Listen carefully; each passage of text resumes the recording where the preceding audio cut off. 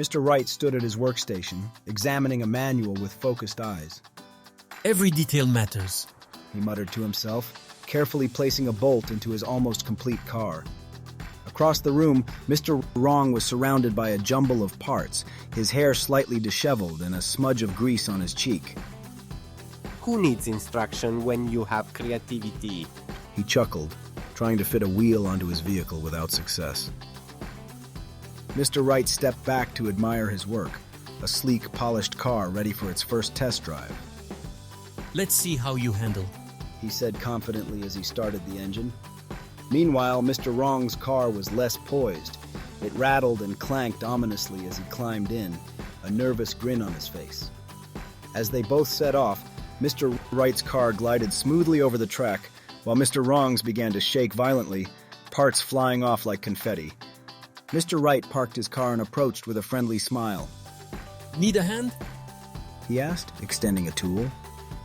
Mr. Wrong sighed, looking at the mess.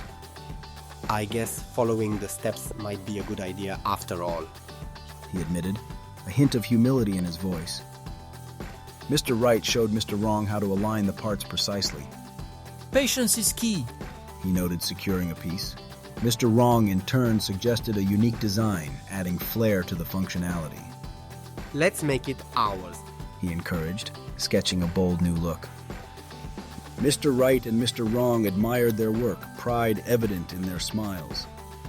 We did it, Mr. Wright stated, feeling a sense of accomplishment. together. Mr. Wrong added, recognizing the value of their teamwork. Remember, it's not just about building cars. Mr. Wright said, addressing the group. It's about building friendships, Mr. Wrong added, a smile spreading across his face.